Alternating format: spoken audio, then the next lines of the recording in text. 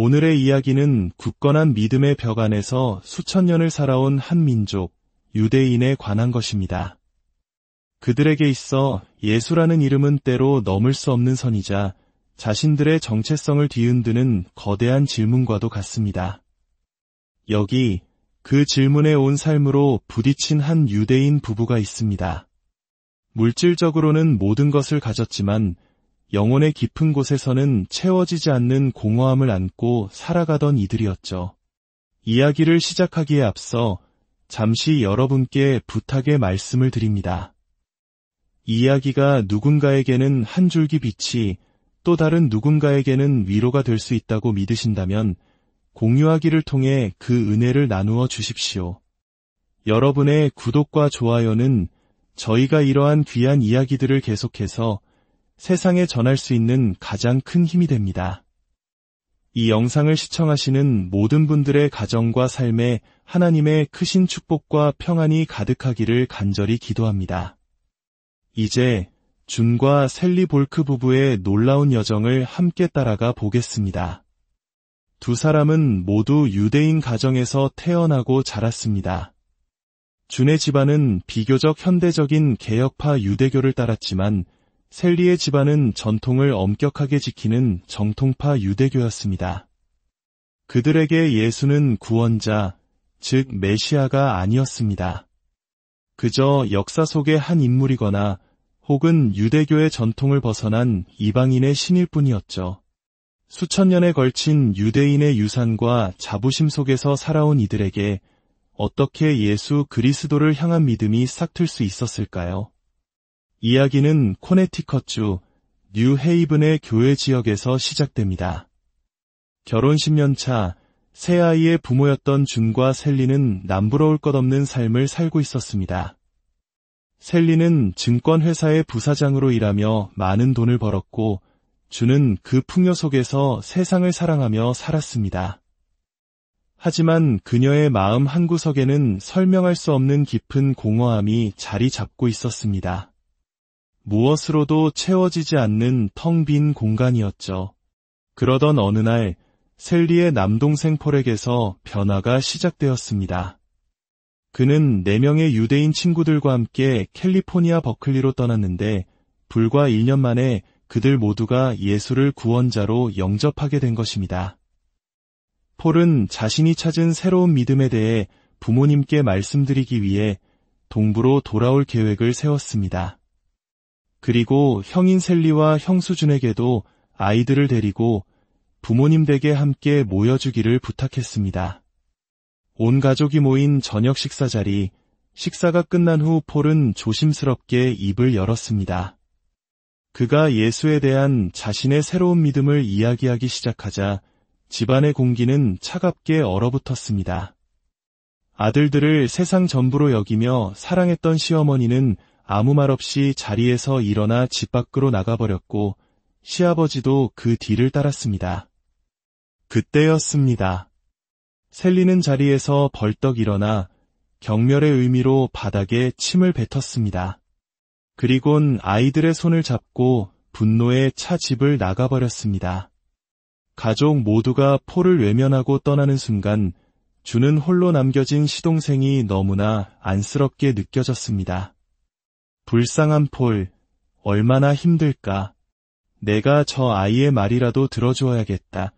그녀는 순전히 동정심으로 자리에 남아 폴의 이야기를 듣기 시작했습니다. 폴은 성경의 여러 구절들을 읽어주며 많은 것을 설명했지만 사실 준의 귀에는 아무것도 들어오지 않았습니다.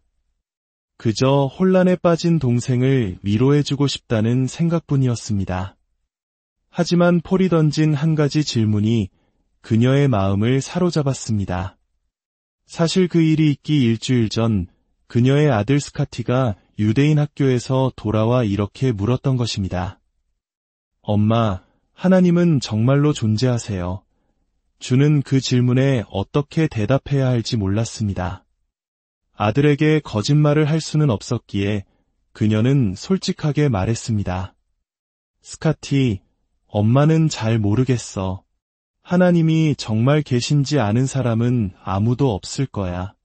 하지만 엄마는 정말로 계셨으면 좋겠어. 주는 폴에게도 아들에게 했던 것과 비슷한 대답을 했습니다. 그러자 폴은 예수에 대해 더 이야기한 후 의미심장한 말을 건넸습니다. 형수님, 제 말을 믿지 않으셔도 괜찮아요. 하지만 진실을 정말로 알고 싶으시다면 하나님께 직접 여쭤보세요. 성경에 이렇게 기록되어 있거든요. 누구든지 주의 이름을 부르는 자는 구원을 받으리라. 그 말은 준의 마음속에 깊이 박혔습니다. 그녀는 언젠가 정말로 하나님께 그분의 존재에 대해 물어보리라 다짐했습니다. 만약 신이 존재한다면 그분은 분명 아브라함과 이삭과 야곱의 하나님, 유대인의 유일하고 참된 하나님일 것이라고 굳게 믿었습니다. 그날 밤 주는 끔찍한 악몽을 꾸다 잠에서 깼습니다. 그녀가 침대에 놀라 앉아있자 남편 셀리가 손을 잡아주며 괜찮냐고 물었습니다. 괜찮다고 대답하고 다시 누웠지만 불길한 기분에 좀처럼 잠을 이룰 수가 없었습니다. 바로 그때 그녀는 생각했습니다. 지금이 바로 그 순간이야. 어두운 침실 안에서 주는 간절히 부르짖었습니다. 아버지, 만약 제 기도가 들리신다면 제발 대답해 주세요. 예수가 정말 당신의 아들이었나요? 아버지, 저는 진실을 알고 싶습니다. 예수가 당신의 아들이었습니까? 그 순간 놀라운 일이 일어났습니다.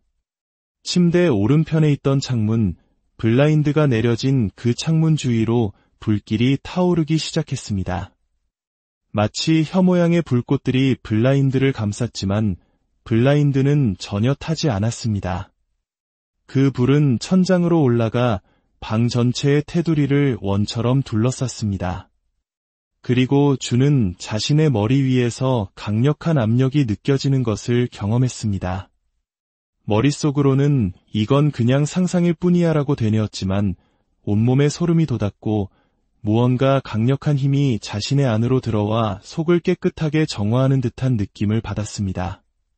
곧이어 그녀의 혀가 걷잡을 수 없이 위아래로 움직이기 시작했고 입에서는 한 번도 들어본 적 없고 알지도 못하는 말들이 터져나왔습니다. 하늘에 계신 우리 아버지여, 이름이 거룩히 여김을 받으시오며 나라가 임하시오며 뜻이 하늘에서 이루어진 것 같이 땅에서도 이루어지이다.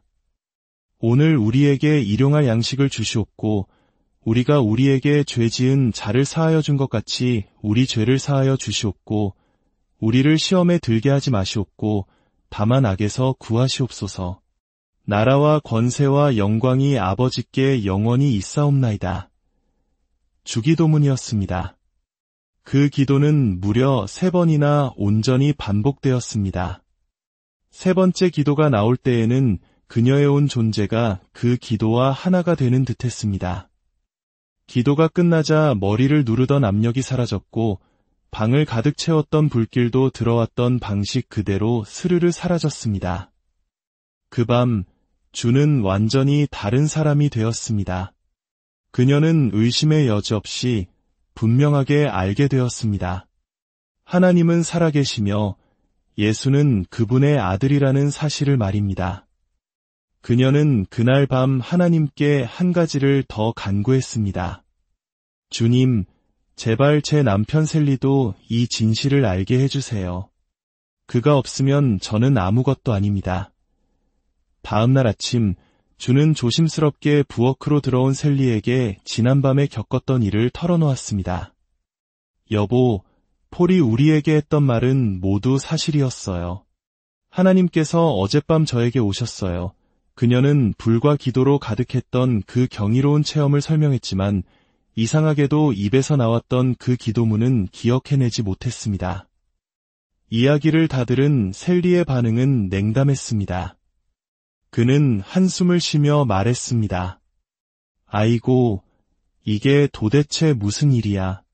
내 동생이 예수를 믿는다고 했을 때부터 유대인이 아니라고 생각했는데 이제는 내 아내까지 이런 말을 하다니. 그는 아내에게 아스피린 2알을 먹고 머리에 냉찜질이라도 하고 푹 쉬면 나아질 거라는 말을 남긴 채 출근해버렸습니다. 셀리에게 아내와 동생의 변화는 도저히 이해할 수도 받아들일 수도 없는 일이었습니다. 그는 혼란 속에서 하나님께 외쳤습니다. 하나님, 어째서 제게 이런 일을 겪게 하십니까? 성경에 유대인은 표적을 구한다는 말씀이 있습니다. 셀리가 바로 그랬습니다. 그는 이 모든 것이 사실인지 확인하기 위해 하나님께 표적을 구하기 시작했습니다. 어느 날 럼프럼프라고 불릴 정도로 낡고 고장 잦은 차를 몰고 가던 중 시동이 꺼져버렸습니다. 꼼짝도 하지 않는 차 안에서 셀리는 기도했습니다. 주님, 만약 당신이 정말 제 아내와 동생이 만난 그 분이시라면 이 차의 시동을 걸어주시는 것쯤은 아무것도 아니지 않습니까? 그가 기도를 마치고 키를 돌리자 거짓말처럼 차에 시동이 걸렸습니다. 작은 기적이었지만 그것만으로는 그의 깊은 불신을 깨기엔 부족했습니다. 그는 계속해서 표적을 구하며 방황했습니다. 그러던 중 그의 비서가 뉴헤이븐에 강연을 하러 오는 한 유대인에 대해 이야기해 주었습니다. 그의 이름은 아트 캐츠. 그 역시 예수를 믿는 유대인이었습니다. 때마침 캘리포니아에 있던 동생 폴도 편지를 보내 아트 캐츠라는 사람을 꼭 만나보라고 권했습니다. 셀리는 딜레마에 빠진 자신을 도와달라고 요청할 생각으로 아트에게 전화를 걸었습니다. 그러나 그의 입에서는 전혀 다른 말이 튀어나왔습니다. 혹시 이번 주말에 가족분들과 함께 저희 집에서 지내시는 건 어떻습니까? 생전 처음 보는 사람, 심지어 자신을 형제님이라고 부르는 그를 덜컥 집에 초대한 것입니다. 셀리는 스스로도 이해할 수 없는 자신의 행동에 당황했지만 이미 엎질러진 물이었습니다. 주말이 되어 아트캐츠의 차가 셀리의 집 진입로로 들어섰습니다. 셀리는 검은 재킷에 하얀 성직자 칼라를 한 근엄한 모습의 남자를 상상했습니다. 하지만 차에서 내린 아트는 유쾌하게 물었습니다.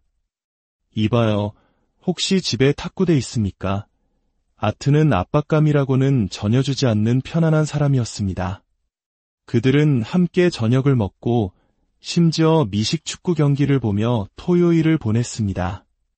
그리고 그날 저녁 식탁에 둘러앉아 있을 때 아트는 셀리의 장인어른에게 물었습니다. 구약 성서 이사야 신세장을 좀 읽어드려도 괜찮을까요? 이미 아내 준을 통해 이사야 신세장을 들어본 적 있던 셀리는 그 의미를 설명하려 들지 말라며 아내에게 핀잔을 준 터였습니다. 하지만 아트는 그저 묵묵히 말씀을 읽어 내려갔습니다. 우리가 전한 것을 누가 믿었느냐? 여호와의 팔이 누구에게 나타났느냐? 고난받는 종에 대한 예언이 담긴 그 말씀이 아트의 입을 통해 울려 퍼지는 동안 셀리의 마음속에서 무언가 거대한 것이 무너져 내리고 있었습니다. 그의 심장이 세차게 뛰기 시작했습니다. 세상에, 정말일까? 예수가 정말 우리의 메시아란 말인가? 그날 밤 셀리는 잠자리에 들며 또 하나의 불가능해 보이는 표적을 구했습니다. 다음 날 아침 교회에 갈 때 아트와 단둘이 차를 타고 가게 해달라는 기도였습니다. 8명이나 되는 가족들이 차 한 대에 모두 타고 자신과 아트만 다른 차에 탈 확률은 거의 없었기에 그는 불가능한 기도라 생각하며 안도의 한숨을 내쉬었습니다. 하지만 다음 날 아침 아내 준이 다가와 말했습니다. 여보, 나는 집에 손님들을 맞이할 준비를 해야 해서 같이 못 갈 것 같아요. 아트와 잘 얘기해서 가요. 그리고 그가 현관문 옆에 서 있을 때 누군가 그의 팔을 붙잡았습니다. 아트였습니다. 셀리, 우리 둘만 당신 차로 먼저 갑시다. 아내와 아이들이 아직 준비가 덜 됐어요. 하나님께서 그의 모든 퇴로를 막고 계셨습니다. 차 안에서 셀리는 아트에게 이사야서를 들을 때 자신의 마음속에서 일어났던 변화에 대해 털어놓았습니다. 이야기가 끝나자 아트는 그의 어깨에 팔을 두르고 기도하기 시작했고 셀리는 그 기도를 따라 했습니다. 마침내 그가 예수 그리스도를 자신의 구원자로 영접하는 구원의 기도를 드린 순간 아트는 그를 끌어안으며 말했습니다. 형제님, 하나님의 나라에 오신 것을 환영합니다. 한 평범했던 유대인 증권 중개인이 수천 년의 전통을 넘어 예수 그리스도를 자신의 구원자로 받아들이는 순간이었습니다. 하지만 그의 여정은 거기서 끝나지 않았습니다. 다음 날 아트는 셀리와 준 부부에게 세례를 받을 것을 권했습니다. 세례라는 단어는 셀리에게 너무나 이질적이고 이방적인 개념이었습니다. 그는 완강히 거부했습니다. 교회로 가는 차 안에서 그는 마지막 발악처럼 또다시 기도를 했습니다. 하나님, 제가 세례를 받으려면 가는 길에 금발의 히치하이커를 보게 해주세요. 물론 금발의 히치하이커는 나타나지 않았습니다. 교회 뒷자리에 앉아 어떻게든 이 상황을 피하려던 그에게 아트가 다가왔습니다. 새로운 형제님, 뭘 기다리고 있는 겁니까? 아트, 기도를 했는데 주님께서 응답하지 않으셨어요. 그러니 저는 세례를 받지 않아도 됩니다. 셀리, 성경에 그들이 믿고 세례를 받았다고 기록되어 있습니다. 믿었으면 세례를 받는 것이 순서입니다. 셀리는 끝까지 버텼지만 약 15분 후 그는 아내준의 뒤를 이어 세례의 물속에서 들어 올려졌습니다.